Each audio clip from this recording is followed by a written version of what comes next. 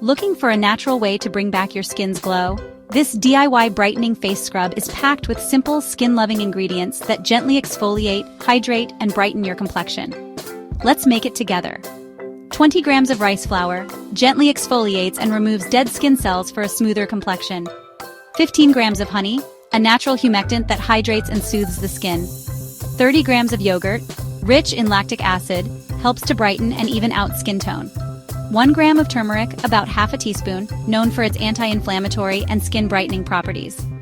A few drops of lemon juice, optional, helps lighten dark spots, but avoid if you have sensitive skin.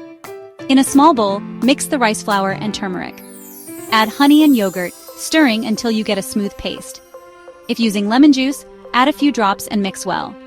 Gently apply the scrub to your face in circular motions, avoiding the eye area.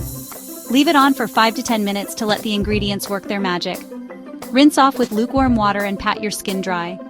Follow up with your favorite moisturizer.